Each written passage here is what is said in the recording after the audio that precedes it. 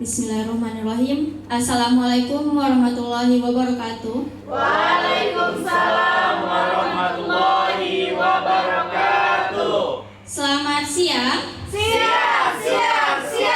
Luar biasa, tetap semangat. Terima kasih. Alhamdulillah beralamin. Wassalatu wassalamu ala asrofil anbiya wal mursalin wa ala alihi washabihi rasulillah ajmain. Allahumma sholli ala sayyidina Muhammad wa ala ali sayyidina Muhammad. Yang saya hormati Bapak Ibu Guru SMA Negeri 5 Bagan Sinembah.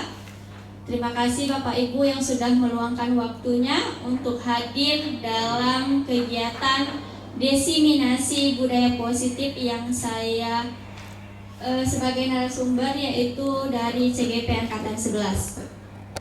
Baiklah, sebelum kita memasuki kegiatan ini, SPD disilakan.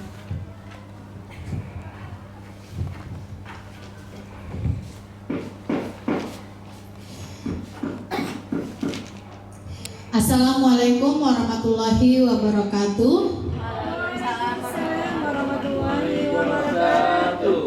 Pertama-tama marilah sama-sama kita panjatkan rasa syukur kita kehadirat Allah Subhanahu wa taala, yang mana pada pagi hari ini menjelang siang kita masih diberikan kesehatan sehingga kita bisa bersama-sama berkumpul di sini untuk mengikuti kegiatan diseminasi budaya positif oleh Ibu Mutiara Rahmadani.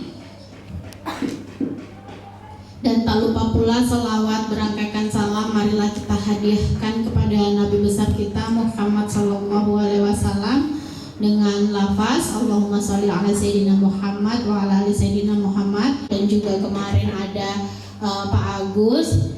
Marilah sama-sama kita dengarkan kembali dari Ibu Mutiara Rahmadani, dan semoga nanti apa yang beliau sampaikan bisa sama-sama kita terapkan di sekolah kita tercinta ini. Jadi untuk kita tidak ada ruginya mengikuti kegiatan ini agar kita bisa bersama-sama mewujudkan sekolah dengan budaya atau disiplin positif nantinya. Karena hal ini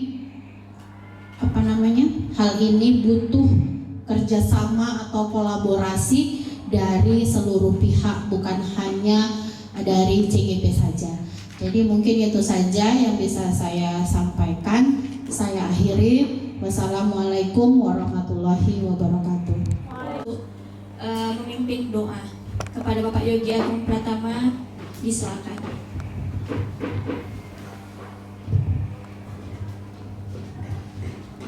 Assalamualaikum warahmatullahi wabarakatuh.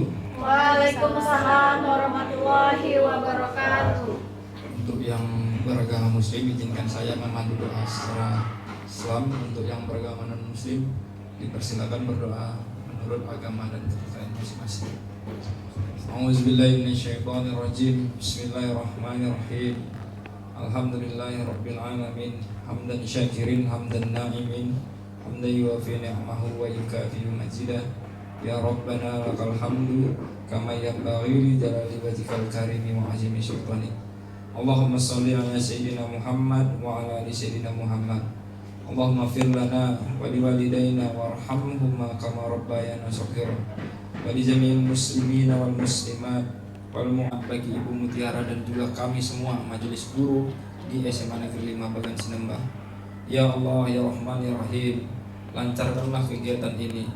Jadikanlah kegiatan ini menjadi ladang pahala bagi Ibu Mutiara dan juga kami semua, ya Allah. Yang kemudian ilmu ini bisa kami manfaatkan di tempat kami, hikmat dan ada berkah yang terlimpah di dalamnya. Rabbana atina fid dunya hasanah wa fil akhirati hasanah wa qina azabannar. Wa sallallahu ala sayyidina Muhammadin nabiyil ummi wa ala alihi washabbihi wasallam. Subhana rabbika rabbil izzati Atau hadiah, mereka akan tetap berperilaku baik dan juga berlandaskan dengan nilai-nilai kebajikan, yang mana mereka menjadi orang yang menjunjung tinggi nilai-nilai yang mereka hargai, dan mencapai suatu tujuan yang mulia. Nah, di sini maksudnya nilai-nilai itu adalah nilai-nilai luhur yang sudah ada pada mereka. Seperti mungkin setiap kita pasti memiliki nilai-nilai kejujuran dalam diri kita. Dan juga mungkin sebagian dari kita mungkin juga sudah mempunyai nilai-nilai kebajikan seperti disiplin, dan tepat waktu, dan lain sebagainya. Nah, tujuan mulia di sini mengacu pada nilai-nilai yang sudah saya jelaskan tadi, yaitu nilai-nilai kebajikan. Nah, nilai kebajikan ini adalah nilai-nilai yang kita sepakati bersama, lepas dari kita sebagai suku yang berbeda, bangsa yang sama, agama yang berbeda, maupun latar belakang kita yang berbeda.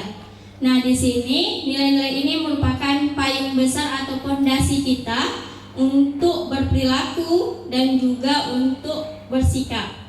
Nah, nilai-nilai kebajikan adalah sifat-sifat positif kita yang merupakan tujuan mulia yang ingin dicapai setiap individunya. Nah, nilai-nilai ini tentunya setiap kita harus mempunyainya, seperti nilai kejujuran, nilai toleransi, disiplin, dan lain sebagainya.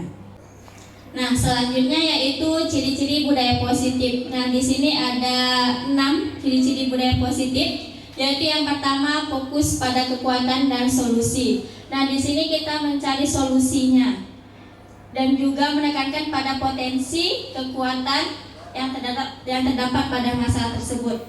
Selanjutnya yang kedua adalah saling menghargai. Nah, di sini saling menghargainya itu adalah terdapat rasa saling menghormati, menghargai perbedaan, dan juga menciptakan lingkungan yang inklusif.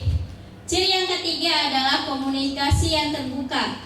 Nah, di sini ketika kita mempunyai masalah, maka kita akan berkomunikasi yang terbuka, yang mana akan saling mendukung menjadi landasan dalam membangun hubungan yang positif. Yang keempat, tanggung jawab. Setiap individu kita pasti kita memiliki rasa tanggung jawab. Nah, rasa tanggung jawab ini terhadap tindakan dan kontribusi dalam menciptakan lingkungan yang positif. Yang keempat adalah selanjutnya yang kelima adalah kolaborasi. Nah, kolaborasi ini adalah kerjasama yang mana untuk mencapai tujuan kita bersama. Dan yang terakhir, optimisme. Sikap optimisme dan harapan yang tinggi mendorong semangat untuk terus berkembang dan mencapai kesuksesan. Nah, inilah ciri-ciri budaya positif yang akan kita implementasikan bersama di sekolah kita ini. Nah, selanjutnya Bapak Ibu yaitu manfaat dari budaya positif. Nah, ada 4 manfaatnya, yaitu yang pertama meningkatkan produktivitas. Nah, maksudnya adalah lingkungan yang positif dapat meningkatkan motivasi dan produktivitas individunya.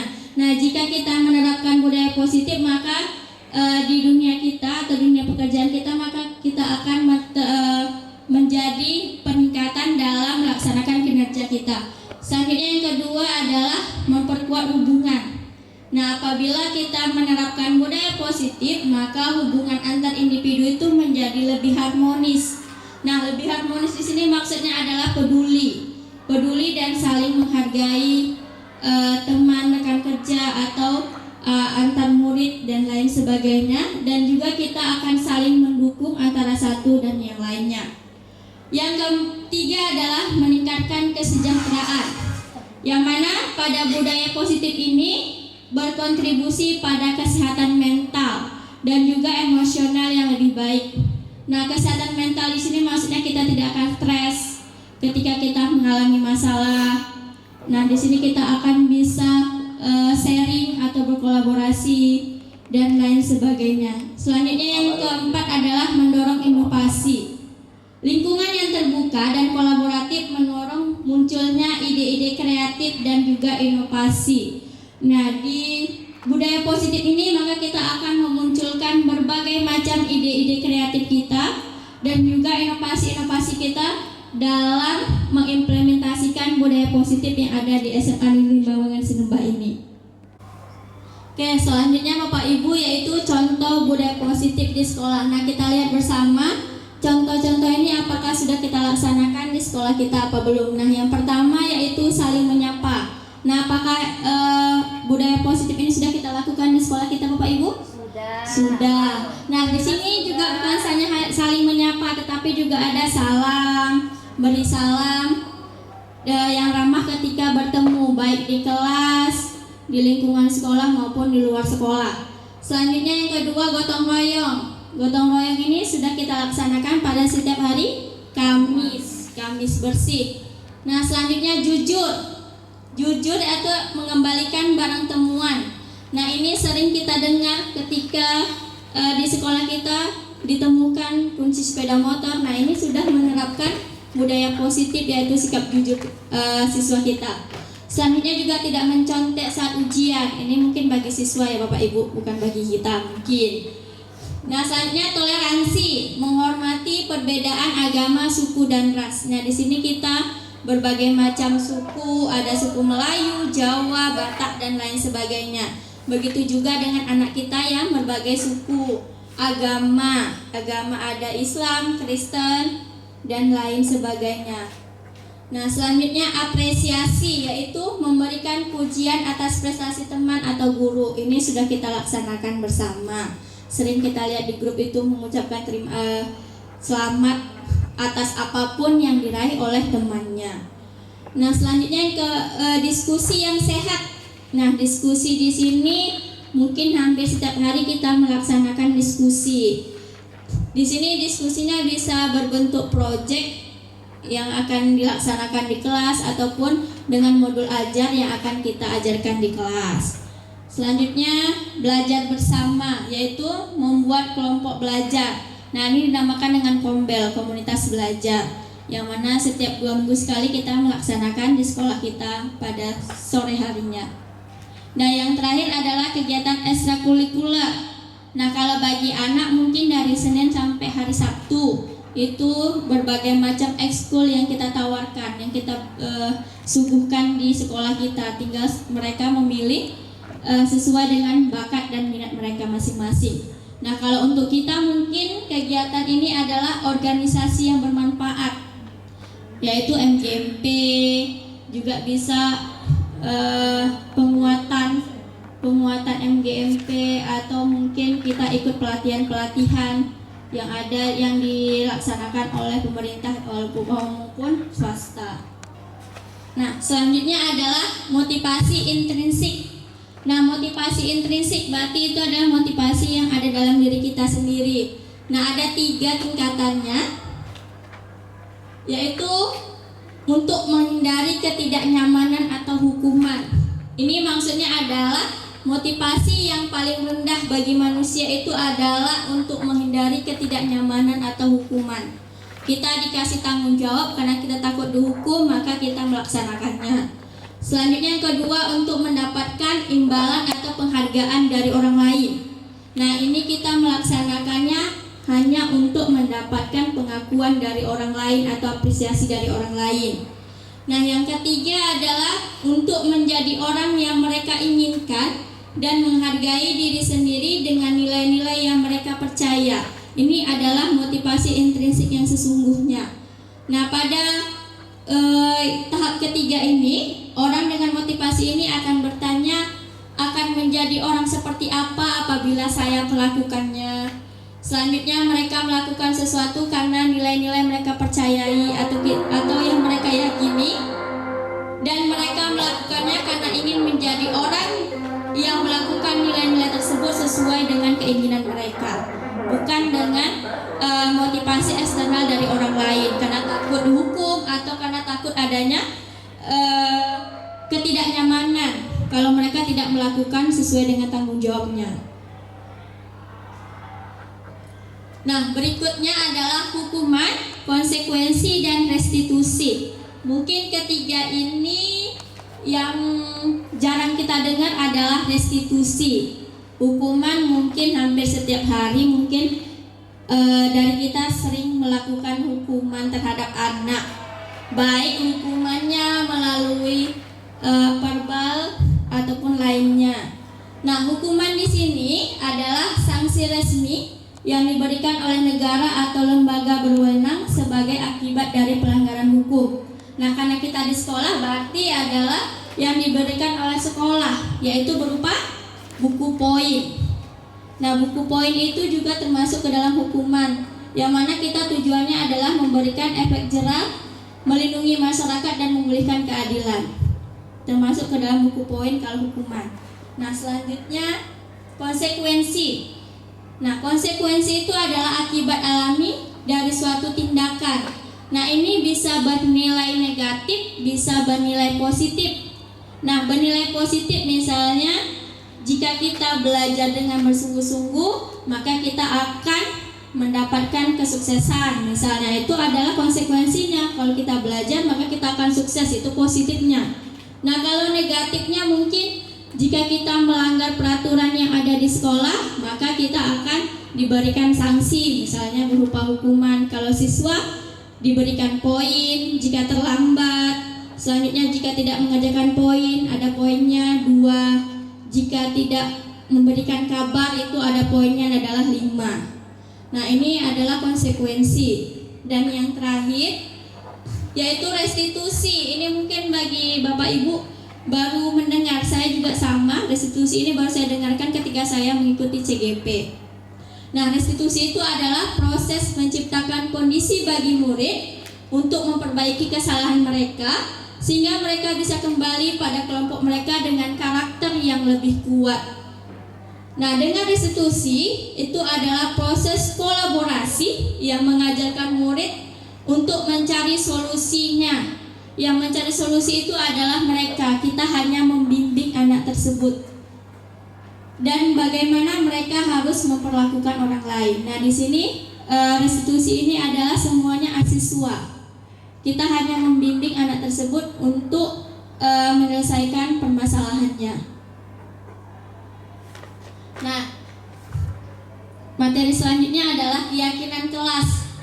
Mungkin dari kita sudah menjalankan keyakinan kelas atau sudah membuat keyakinan kelas di kelas kita masing-masing. Bagi wali kelas mungkin terhadap kelasnya sendiri, ataupun bagi guru mapel terhadap kelas yang dia ampu atau yang dia masuk. Nah, keyakinan kelas ini adalah nilai, prinsip dan harapan yang mana disepakati bersama oleh seluruh anggota kelas. Nah, di sini bukan guru yang membuat, tetapi ini adalah semua anggota yang ada di kelas tersebut. Nah, dan selanjutnya kita sepakati bersama nilai-nilai tersebut yang akan menjadi keyakinan kelas. Nah, ini selanjutnya kalau dari kelas lanjutannya sebenarnya bisa ke keyakinan sekolah kita. Nah, keyakinan kelas ini adalah semacam arah untuk memandu perilaku dan interaksi di dalam kelas, menciptakan lingkungan agar siswa-siswi kita atau murid-murid kita belajar produktif, aman, menyenangkan, kondusif di dalam kelas, sesuai dengan keyakinan yang telah kita sepakati bersama. Nah, cara membuat keyakinan kelas itu ada 5. Mungkin dari Bapak Ibu sudah membuatnya. Yaitu yang pertama, yaitu libatkan semua anggota yang ada di dalam kelas, guru dan juga siswa yang ada dalam kelas. Yang kedua, gunakan bahasa yang mudah dipahami oleh siswa. Yang ketiga, buatlah poster atau gambar untuk menampilkan keyakinan kelas di dalam kelas. Misalnya gambar kalau disiplin, misalnya nanti gambarnya jam, berarti tepat waktu, gunakan seragam yang rapi, itu berarti disiplin juga. Nanti kita bikin gambar seperti itu, nanti bawahnya nilai keyakinannya adalah disiplin. Yang keempat, praktekkan secara konsisten. Setelah kita buat, kita harus praktekkan. Setelah kita praktekkan, jika terjadi misalnya evaluasi, maka kita evaluasi bersama terhadap keyakinan yang sudah kita buat. Itu bukan hanya patokan tok itu aja, tapi bisa kita evaluasi setiap bulan atau setiap minggunya. Nah, Bapak Ibu, ini adalah video 5 posisi kontrol yang akan kita lihat bersama. Perbedaan di antara 5 posisi kontrol tersebut.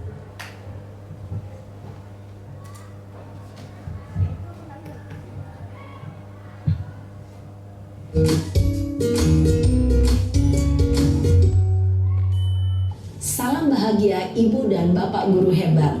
Dalam penerapan disiplin positif restitusi, salah satu program yang dikembangkan adalah 5 posisi kontrol. 5 posisi kontrol dalam restitusi adalah proses perjalanan seorang pendidik agar dapat mengenali dirinya. Pada video kali ini, kita akan membahas tentang 5 posisi kontrol yang dikembangkan oleh Diane Gossen dan contoh penerapannya.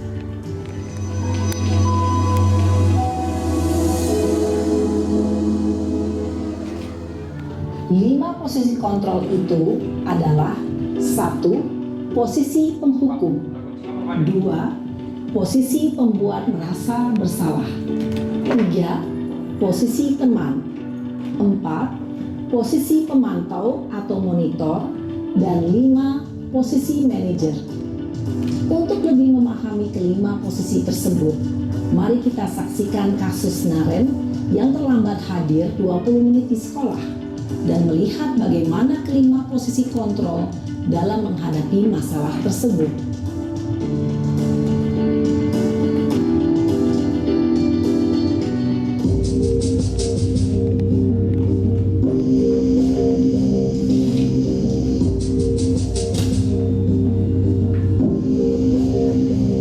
Naren! Sini kamu!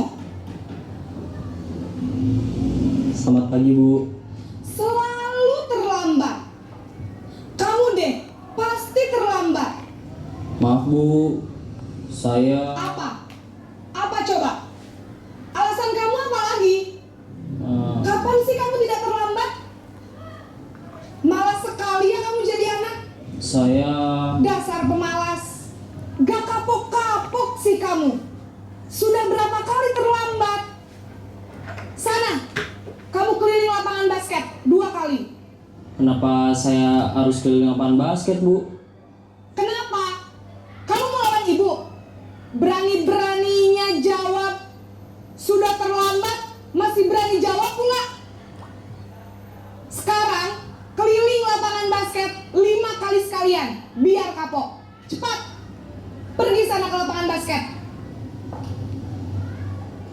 Posisi penghukum biasanya berbicara dengan nada tinggi, menghardik, menunjuk-nunjuk, menyakiti, dan menyindir. Hukuman bisa berupa fisik maupun psikis. Ibu dan Bapak guru hebat, dampak yang terjadi pada murid ketika guru berada pada posisi penghukum adalah murid cenderung akan memberontak, bahkan menyimpan dendam.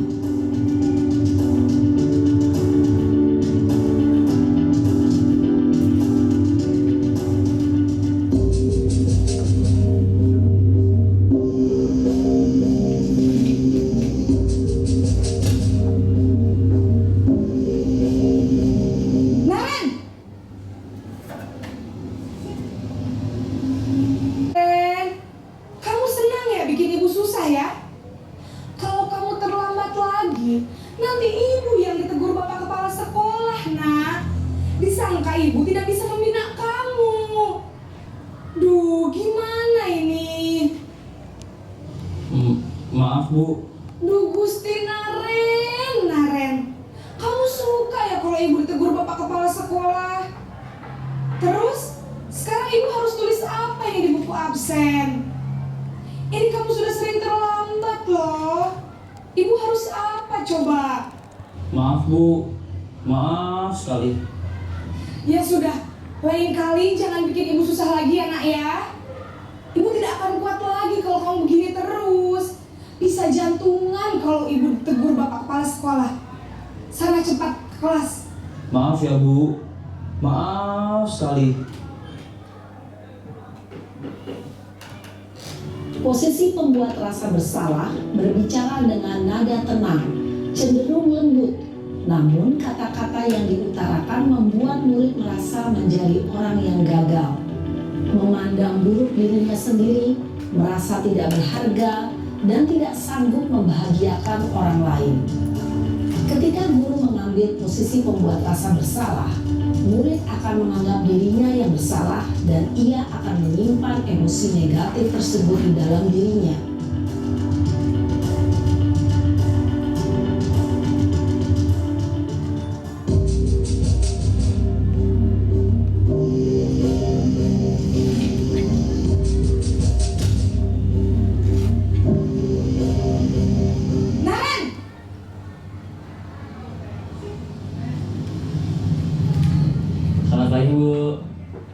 Iya Bu, saya memang terlambat bangun tadi. Jadi biarpun saya lari kencang, tetap gak kekejar Bu. Ya sudah sana, nanti lain kali larinya lebih kenceng lagi ya, biar gak terlambat lagi. Bikin seneng ibu, demi ibu, bisa kan? Bisa lah Bu. Ya sudah sana masuk kelas, ibu beresin urusan absen kamu. Kamu ini ada-ada saja. Dalam posisi teman, guru berbicara dengan nada suara ramah, akrab, cenderung bersenda gurau untuk menjaga suasana tetap santai. Murid akan merasa senang, aman, dan akrab dengan guru. Identitas yang tercipta adalah identitas sukses atau hanya kepada orang-orang tertentu saja.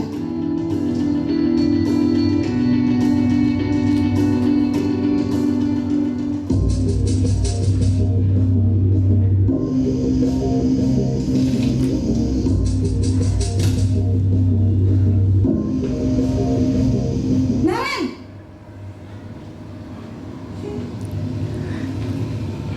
Selamat pagi Bu. Naren, apa peraturan sekolah kita tentang jam berapa kita harus masuk sekolah, nak? Kita harus di sekolah jam 7 Bu. Iya betul, sekarang sudah jam 7.20. Naren sudah tahu konsekuensinya jika terlambat hadir. Paham Bu, saya harus tinggal kelas pas jam istirahat selama 20 menit. Iya benar, konsekuensinya demikian. Jadi nanti jam 9.30 pas istirahat, kamu harus tinggal di kelas, kerjakan tugas tambahan untuk ketertinggalan kamu, ya? Baik Bu. Posisi pemantau mengandalkan penghitungan atau data untuk mengontrol murid. Guru mengarahkan murid berdasarkan peraturan dan konsekuensi. Seorang pemantau menunjukkan bahasa tubuh dan ekspresi wajah yang datar dan cenderung formal.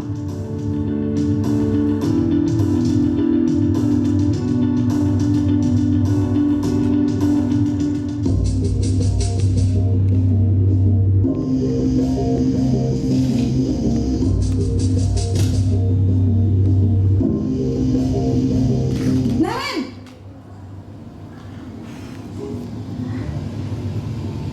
Selamat pagi Bu. Selamat pagi, Naren. Maaf Bu, saya terlambat.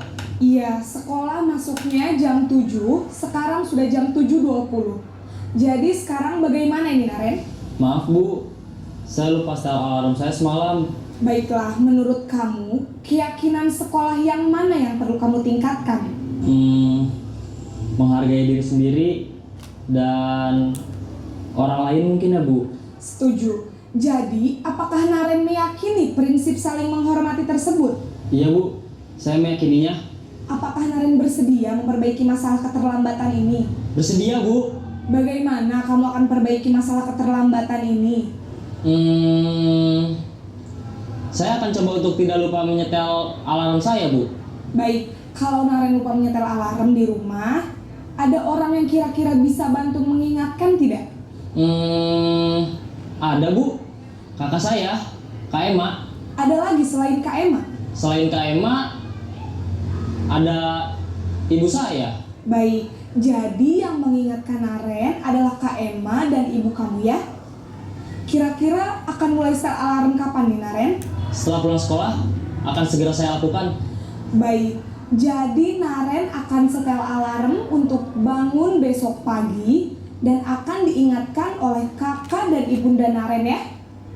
Ada lagi yang mungkin perlu dilakukan, Naren, agar tidak terlambat bangun lagi? Tidak ada Bu. Baik, Naren, terima kasih untuk kerjasama kamu. Sekarang kamu perlu kembali ke kelas untuk belajar. Baik Bu, terima kasih. Posisi manajer adalah posisi kontrol yang disarankan untuk membimbing murid memiliki sikap disiplin yang positif, yaitu murid yang mandiri, bertanggung jawab, dan dapat memecahkan masalah. Tujuan dari posisi ini adalah agar murid dapat berefleksi atas tindakannya. Guru akan dengan tulus memberikan pertanyaan-pertanyaan bermakna, sehingga membuat murid dapat belajar dari kesalahannya dan mencari sebuah solusi untuk menyelesaikannya. Ibu dan Guru hebat, setelah mengamati adegan kelima posisi kontrol tadi, kira-kira posisi mana yang paling ideal? Posisi mana yang dapat menunjang motivasi intrinsik murid? Ya, tentu posisi manajer. Posisi ini memang posisi ideal yang ingin dituju setiap pendidik. Pada posisi inilah, guru dapat menerapkan disiplin positif yang berpihak pada murid, yang memerdekakan murid. Perjalanan seorang pendidik tentunya tidak mudah untuk sampai pada posisi seorang manajer. Namun, tujuan kita pasti, yaitu menciptakan murid-murid yang mandiri, merdeka, dan bertanggung jawab. Semoga penggambaran 5 posisi kontrol yang telah diperlihatkan ini dapat menjadi ajang refleksi bagi kita semua, agar dapat terus mengasah dan menerapkan disiplin positif yang memerdekakan murid. Mari terus berlatih dan bersemangat. Selamat menerapkan. Salam dan bahagia Ibu dan Bapak Guru hebat. Nah, tadi kita sudah bersama-sama menonton 5 posisi kontrol guru, ada penghukum sampai ke posisi manajer. Nah, mungkin Bapak Ibu sudah bisa membayangkan posisinya masing-masing pada posisi yang seperti apa.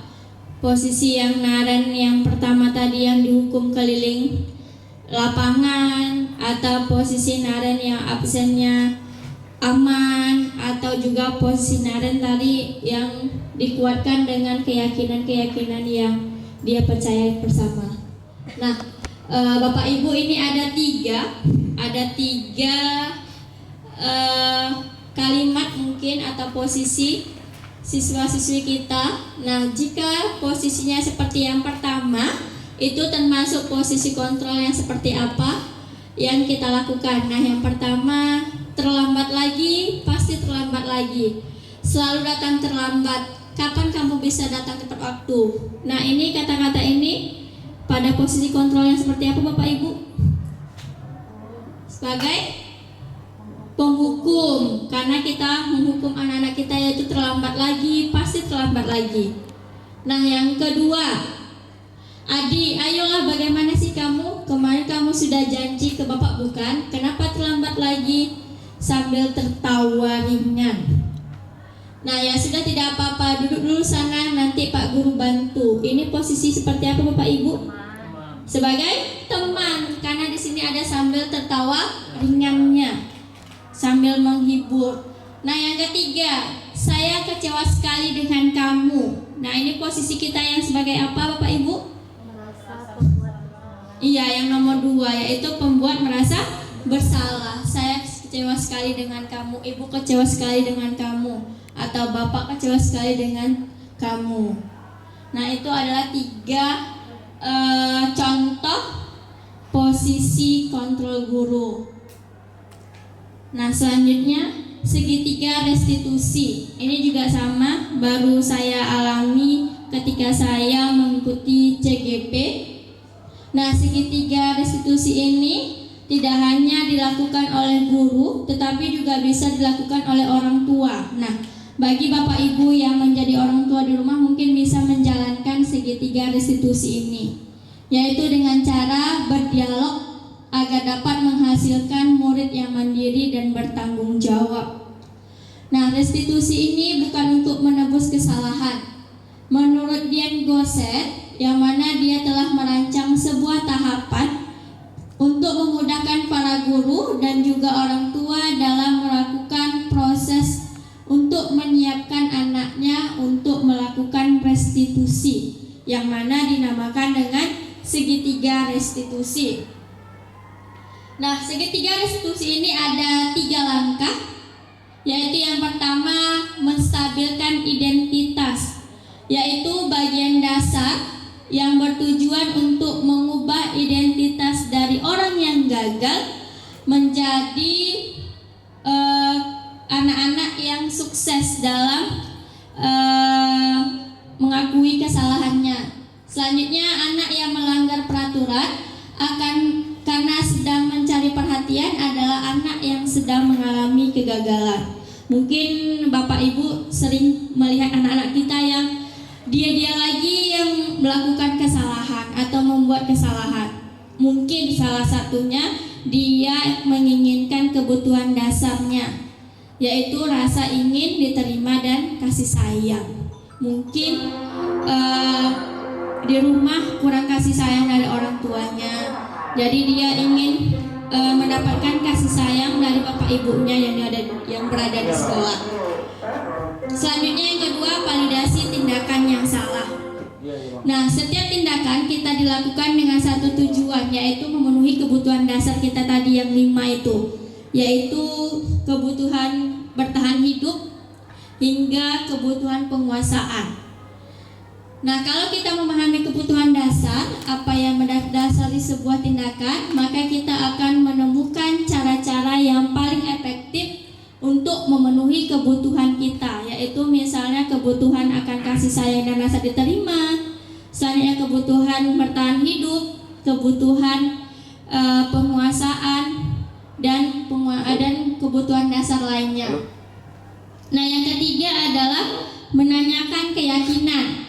Nah, ini pas kita tadi melihat video Naren, kita sudah melihat posisi segitiga restitusi ini, yaitu menstabilkan identitas, validasi tindakan yang salah, dan menanyakan keyakinan. Tadi ibu yang ada pada video Naren menanyakan keyakinan apa, selanjutnya bagaimana solusinya, apakah dia meyakini terhadap solusinya, dan lain sebagainya, solusi-solusi yang ditawarkan oleh Naren. Nah, teori ini pada dasarnya adalah motivasi secara internal. Ketika menstabilkan identitas dan memvalidasi tindakan yang salah, maka anak-anak tersebut akan siap untuk dengan nilai-nilai yang akan dia percayai dan berpindah menjadi orang yang dia inginkan. Nah, nilai-nilai tersebutlah yang sudah kita buat pada keyakinan kelas bersama-sama dengan anak yang sudah kita sepakati bersama. Contohnya tadi Naren yang terlambat, yaitu tadi dia bilang nilai-nilai keyakinan yang dia percayai adalah menghargai diri sendiri dan orang lain. Nah, itu sudah kita buat ketika kita melakukan pembelajaran pertama kali masuk ke kelas, yaitu dengan cara keyakinan kelas. Nah, mungkin itu aja pemaparan materi dari saya. Mungkin Bapak Ibu ada pertanyaan, saya silakan. Oke, apakah ada dari Bapak Ibu yang ingin bertanya? Silakan.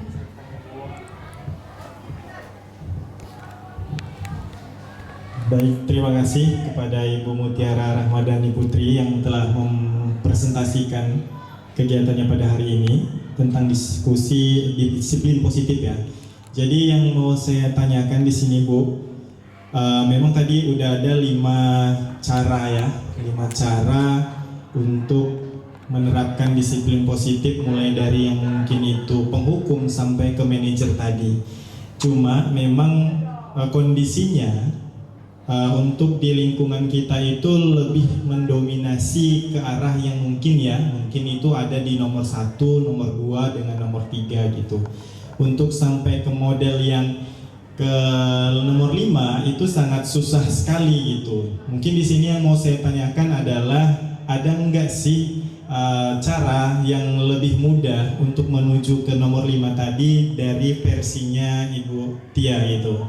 Kemudian kalau seandainya memang kita menerapkan yang tadi ini, yang nomor 1, 2, 3 gitu, apakah iya konotasinya itu selalu negatif? Nah, mungkin itu saja. Terima kasih. Assalamualaikum warahmatullahi wabarakatuh. Waalaikumsalam. Terima kasih kepada Bapak Mahmudi. Nah, yang tadi bagaimana caranya untuk posisi manajer.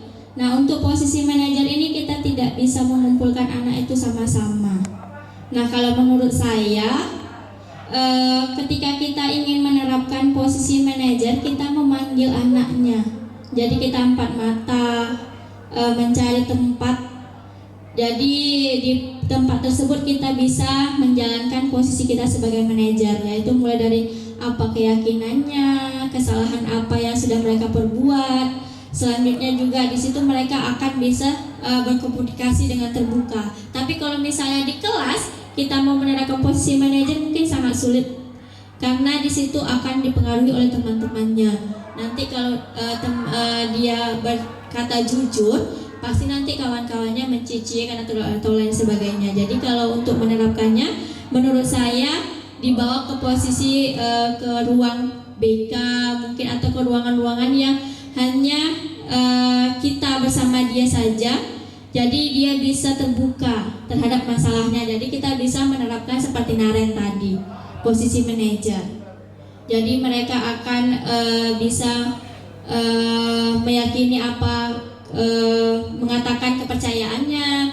Selanjutnya juga mereka juga mengakui kesalahannya. Tapi kalau kita misalnya di kelas, mungkin mereka pasti tidak akan mengakui itu karena mungkin malu sama temannya juga, atau juga sebagai bahan bully di kelasnya. Karena kita masih sadari di sekolah kita masih ada pembulian ya, walaupun mungkin pembuliannya tidak di dekat kita atau tidak bersama kita.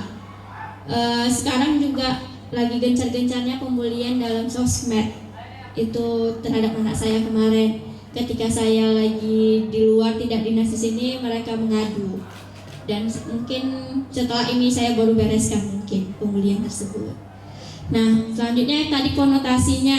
Mungkin tidak semua anak mungkin kalau kita sebagai penghukum selanjutnya merasa bersalah, dan ketiga tadi adalah sebagai teman anak-anak itu seperti konotasi yang dikatakan di dalam video tadi. Tidak sebagian anak, mungkin sebagian anak juga ada yang merasa dengan kita hukum mereka langsung sadar terhadap kesalahannya. Selanjutnya ketika kita sebagai pembuat merasa bersalah, mereka akan mengingat orang tuanya dan mereka akan sadar akan hal tersebut. Tetapi sebagian anak dengan karakter yang lebih kuat, mungkin karakter, kalau kita mungkin karakter anak itu kita lihat dari anak, dari sorot mata anaknya itu kadang ada yang sebagai pendendam anaknya. Nah, kalau dia sebagai pendendam, maka dia akan seperti konotasi yang ada di video tadi. Mungkin itu jawaban dari saya. Mungkin apakah ada Bapak Ibu yang ingin menambahkan? Saya silakan. Berarti dengan demikian sebenarnya dari 5 langkah itu bukan dilarang ya kan? Sebenarnya bukan dilarang, cuma dianjurkan yang nomor 5. Dan juga dianjurkan seperti langkah-langkah segitiga restitusi. Ini untuk permasalahan yang standar, yang ringan. Tapi kalau untuk yang udah masuk berhubungan dengan perundang-undangan, melanggar kriminalitas, itu juga nggak bisa ini dilaksanakan. Karena mungkin apa sih keyakinan yang sudah kamu langgar lama lagi? Rupanya dia udah banyak kesalahan-kesalahannya. Kalau untuk kriminalitas dia tidak akan menggunakan langkah segitiga restitusi. Apakah dari Bapak Ibu ada yang mau menambahkan atau mau bertanya? Disilakan. Mau ya bertanya. Oke, assalamualaikum warahmatullahi wabarakatuh. Waalaikumsalam warahmatullahi wabarakatuh. Saya kembali ke motivasi intrinsik tadi Bu Tia, karena yang saya sendiri alami, motivasi intrinsik saya itu kadang saya takut kepada pimpinan, kadang saya masih mengharap penghargaan, sementara idealnya motivasi intrinsik tadi itu berasal dari dalam, yang memang tugas guru itu adalah mengabdi, mengajar gitu kan. Ketika Bu Susan nggak ada, kadang kita lebih longgar. Kadang ketika kita kerja ada mau sedikit penghargaan, baik itu sertifikat dan lain-lain. Nah, untuk motivasi yang ideal yang nomor 3 tadi itu, kira-kira ada nggak trik-trik agar kita bisa mencapai motivasi intrinsik pada yang nomor 3? Itu aja. Terima kasih. Oke, baik, terima kasih Pak Yogi atas pertanyaannya. Nah, mungkin dari yang Pak Yogi katakan mungkin juga terjadi sama saya, sama kita bersama, yaitu untuk menghindari hukuman mungkin bagi kita semua. Selanjutnya untuk mendapatkan penghargaan itu adalah naluri seorang manusia, ingin dihargai, selanjutnya ingin diberi apresiasi atas apapun yang kita lakukan, sekecil apapun. Misalnya kita ngutip sampah aja, ibu rajin kali bu, itu kan udah dalam diri itu udah seneng kali sebenarnya. Nah untuk yang ketiga, untuk menjadi orang yang kita inginkan dan hargai, selanjutnya nilai-nilai ini kita yakini. Nah nilai-nilai ini tipsnya mungkin ya Bapak Ibu, mungkin ikhlas melakukannya. Nah dalam hal apapun mungkin kita harus ikhlas dalam melakukan tersebut. Yang mana kita tahui bersama mungkin setiap apapun yang kita lakukan pasti ada ganjarannya. Nah jadi tipsnya bagi saya mungkin satu ya Pak Yogi, ikhlas dalam melakukan tersebut, tidak mengharapkan apapun. Yang mana penghargaan tersebut akan ada kalau kita ikhlas melakukan tersebut. Cuma mungkin tidak saat kita melakukan tersebut kita langsung mendapatkan penghargaan, tetapi mungkin sebulan selanjutnya atau seminggu setelahnya kita akan mendapatkan ganjarannya dari yang kita yakini. Mungkin itu menurut saya Bapak Yogi, atau Bapak Ibu ada yang mau menambahkan, silakan. Bu Rida, ada yang mau menambahkan Bu Rida?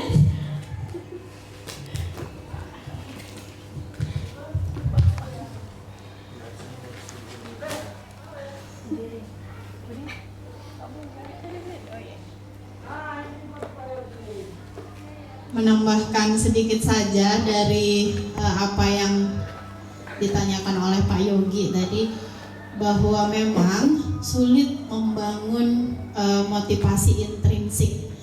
Motivasi intrinsik itu kan motivasi yang memang lahir dari dalam diri kita sendiri gitu. Sementara dengan kebiasaan gitu ya, bukan kebiasaan sih, selagi masih ada hal-hal yang memang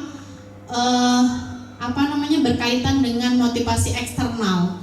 Contohnya kita kan sering ya mengikuti webinar, pelatihan gitu kan ya. Sementara kita dituntut mungkin idealnya ketika kita mengikuti pelatihan atau webinar, idealnya kita hanya mengharapkan ilmu gitu. Tapi lebih sering kita mengharapkan sertifikat. Itu kan bentuk dari apresiasi atau penghargaan. Begitu juga dengan anak gitu. Jadi ya mungkin pelan-pelan gitu. Memang sulit menumbuhkan motivasi intrinsik itu kalau tidak dari dalam diri kita sendiri gitu. Jadi kalau untuk kita, kalau sekitaran kita mendukung hal itu mungkin bisa perlahan-lahan. Tapi kalau untuk secara lahiriah gitu mungkin Pak Heri ada? Enggak ada ya. Mungkin kita bisa belajar dari Pak Heri yang dia dedikasinya cukup luar biasa gitu sama sekolah, tanpa mengharapkan imbalan atau tanpa ingin dilihat gitu, mungkin karena saya melihatnya seperti itu. Jadi karena orangnya nggak ada, nggak bisa kita pastikan gitu. Jadi intinya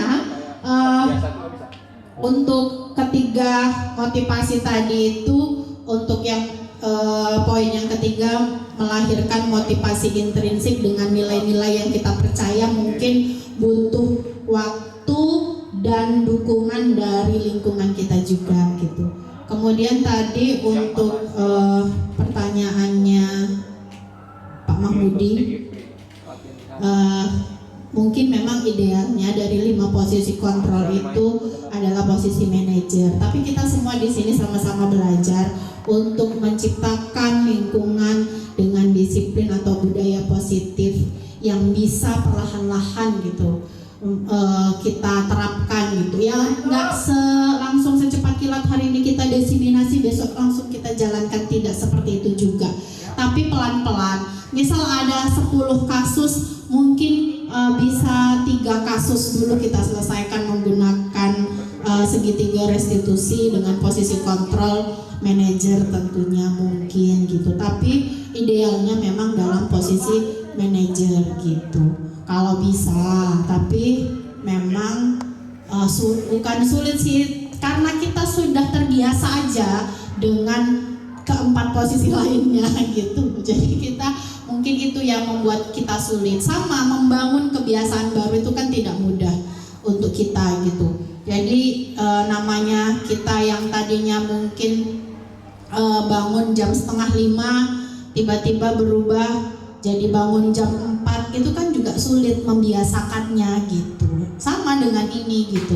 Jadi untuk membangun kebiasaan baru yang kita baru dengar, baru rasakan dan ini seolah-olah sulit, tampak sulit gitu, ya memang tidak mudah. Pasti ada prosesnya dan prosesnya juga tidak kilat gitu.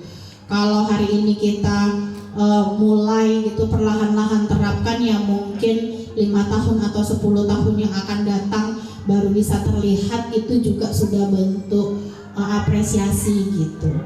Jadi mungkin itu aja tambahan dari saya, Bu Tia. Terima kasih untuk paparan materi yang luar biasa. Wassalamualaikum warahmatullahi wabarakatuh. Terima kasih kepada Bu Rida. Apakah Pak Ibu ada mau menambahkan? Sedikit aja. Sedikit aja ini. Iya. Enggak, tapi ini benar mau saya tanya. Sebelum kita melaksanakan restitusi, kemudian kita menempatkan posisi kontrol, kita kan udah mengenali karakter murid nih masing-masing. Kadang-kadang kita kan, aku pengen nih di posisi kontrol manajerial ini, ya kan, bagaimana kita menerapkan restitusi sama anak. Ternyata nih anak yang susah ini. Apakah restitusi, apakah posisi kontrol yang 5 tadi kita sesuaikan dengan karakter anak, atau memang kita selalu memposisikan dengan posisi yang manajerial tadi bagaimanapun karakter anak? Mungkin itu aja pertanyaan saya. Terima kasih. Assalamualaikum. Ya, terima kasih Pak Agus. Mungkin setiap anak kita itu unik. Kita tahu bersama karakternya berbeda-beda. Mungkin menurut saya kita laksanakan posisi kontrol manajer, cuma tidak bisa sekaligus kita akan mendapatkan seperti langkah restitusi yang kita inginkan, yaitu anak itu akan langsung mengakui kesalahannya dan lain sebagainya. Karena juga setiap anak itu mereka akan mempertahankan keyakinannya mereka. Jadi mungkin tidak satu kali. Kalau satu kali gagal, mungkin kita lanjut lagi restitusi kedua, ketiga dan lain sebagainya. Dengan mungkin kalau langkah yang pertama kita mengadakannya di kantor, mungkin kita bawa lagi ke tempat yang lainnya lagi yang mungkin anak itu bisa terbuka. Maksudnya kita didampingi oleh BK, mungkin tidak hanya kita aja, kita bawalah BK kan mungkin lebih mengetahui. Selanjutnya mungkin kalau misalnya kita bawa juga ini Ibu Waka kita ini, ya kan, Ibu Waka kesiswaan kita untuk mendampingi kita. Tapi kalau yang pertama mungkin kita dulu, kalau misalnya kita gagal baru kita bawa pendamping kita BK dan Ibu Wakasis kita ini untuk mendampingi kita untuk melaksanakan segitiga restitusi tadi. Semoga berhasil dengan adanya BK mungkin lebih paham dari kita. Kita mungkin, kalau saya jujur baru ini saya tahu segitiga restitusi ketika saya mengikuti CGP ini. Selama ini saya tidak tahu. Saya pun masih posisi 1, 2 dan 3. Nah mungkin itu apakah ada pertanyaan lagi?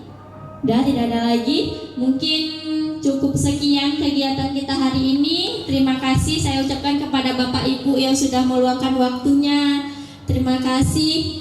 Semoga pertemuan kita hari ini memberikan manfaat dan kita dapat sama-sama mengimplementasikan budaya positif agar sekolah kita menjadi lingkungan yang produktif, lingkungan yang aman dan menyenangkan dan berpihak pada murid.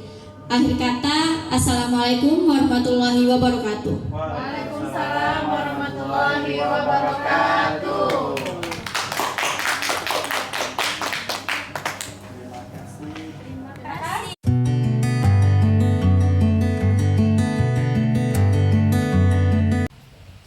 Nah, keyakinan kelas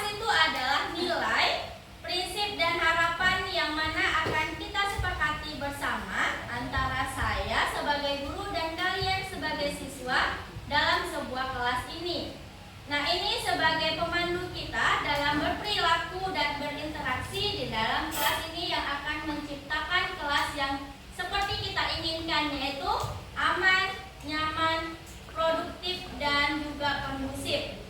Nah, keyakinan ini dapat berupa pernyataan sederhana. Mungkin kalian sering mendengar kata-kata kita saling menghormati pendapat satu sama lain. Dan juga kalau kita komplekskan, artinya adalah kita akan berkomitmen untuk belajar dengan sungguh-sungguh dalam mencapai potensi terbaru kita. Nah, selanjutnya, menurut kalian, mengapa keyakinan kelas? Mengapa tidak peraturan kelas saja? Ada pendapat kalian? Kenapa harus keyakinan? Kenapa tidak peraturan aja, Bu? Dari yang tadi kita yang udah Ibu jelaskan, yang mana keyakinan itu adalah kesepakatan bersama. Kalau peraturan itu kayak mana, Kak? Iya, dibuat oleh satu pihak saja. Misalnya sekarang nih, Ibu, peraturan saya kalian harus duduk rapi. Itu kan cuma saya yang buat. Tapi kalau misalnya keyakinan kelas yang akan kita buat adalah kesepakatan bersama. Jadi kenapa? Karena dia berfokus pada nilai-nilai kebajikan, yang mana nilai-nilai ini dapat berupa saling menghormati, saling menghargai, peduli sama sesama, dan juga bisa disiplin, tanggung jawab yang akan mencapai tujuan bersama. Selanjutnya, membangun keterlibatan. Nah, di sini yang terlibat adalah saya sebagai guru fasilitator kalian dan juga kalian yang akan membuat kesepakatan bersama. Selanjutnya, fleksibel. Nah, di sini maksudnya adalah sesuai dengan situasi dan kondisi yang ada di kelas kita. Bisa jadi kelas ini kesepakatannya A, kelas lain beda lagi karena kondisinya berbeda. Selanjutnya, fokus pada solusinya. Nah, di sini keyakinan akan mendorong kita untuk mencari solusi bersama. Dan yang terakhir, membangun hubungan positif. Membantu hubungan yang positif antara guru dan siswa serta antar sesama siswa. Nah, selanjutnya, nilai-nilai kebajikan. Nilai kebajikan itu adalah sifat-sifat positif manusia yang mana ini adalah tujuannya mulia, yaitu yang ingin kita capai untuk diri kita sendiri. Nah, misalnya, Bu, saya pengen orang yang bertanggung jawab. Berarti nanti kayak mana keyakinan kelasnya. Selanjutnya, saya pengen jadi orang yang jujur, Bu. Selanjutnya nanti saya ingin kelas ini, Bu, berdoa sebelum belajar. Misalnya, berarti kalian inginnya kalian itu adalah orang-orang yang religius.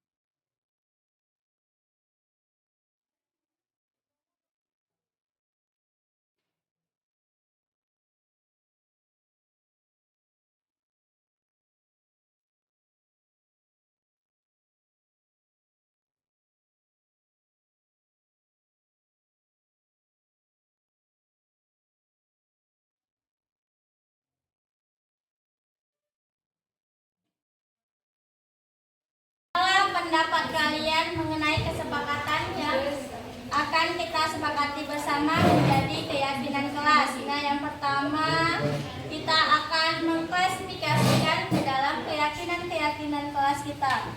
Nah, yang pertama, tidak terlambat masuk kelas dan selalu berdoa ketika memulai pembelajaran. Ini ada dua. Yang pertama, kalau ini harusnya kalimatnya kalimat positif, berarti datang tepat waktu dan berdoa ketika memulai pembelajaran. Oleh Erika, berarti ini adalah keyakinan kelas yang ingin oleh Erika itu adalah disiplin dan juga religius.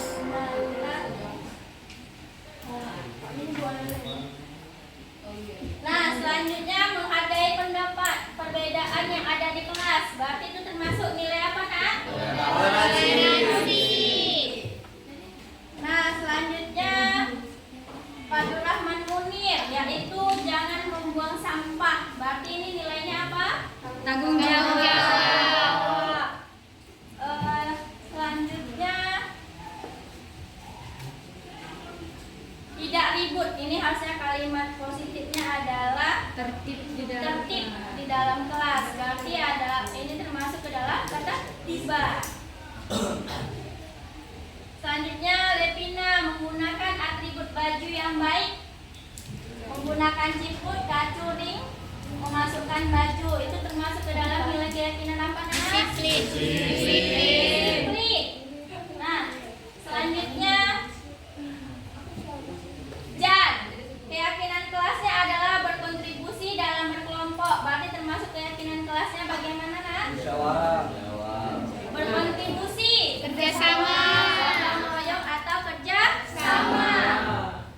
Nah, ini keyakinan yang sudah ada kita sepakati bersama. Nah, ini sudah Ibu printkan yang akan kita tanda tangan bersama, yaitu adanya religius, menghargai, selanjutnya kejujuran, kerjasama, ketertiban, tanggung jawab.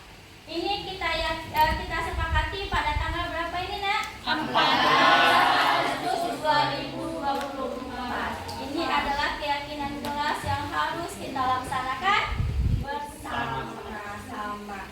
Karena ini merupakan keyakinan yang kita buat bersama dan akan kita sepakati dan kalian akan tanda tangani.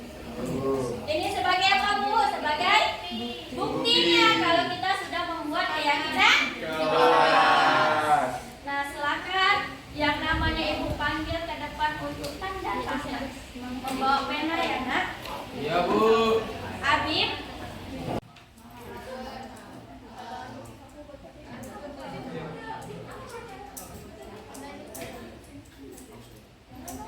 Cici Desinta Dini.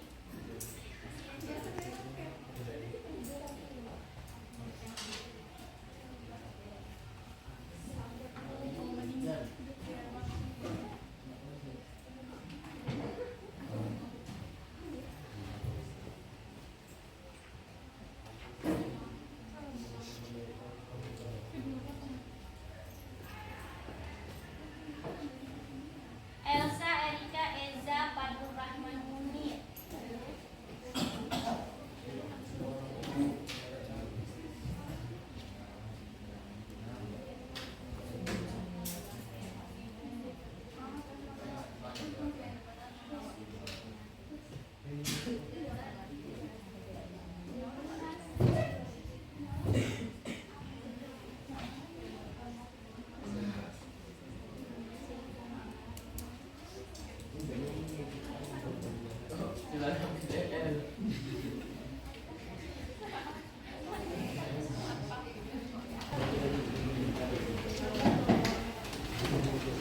Nah, terima kasih. Ini adalah kesepakatan yang sudah kita tanda-tangani bersama.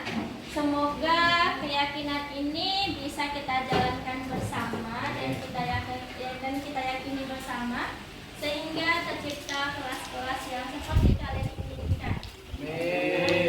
Nah, selanjutnya ini juga akan menjadi buktinya untuk pembelajaran kita selanjutnya. Jadi inilah keyakinan keyakinan yang akan kalian yakini bersama agar pembelajaran kita berjalan dengan benar.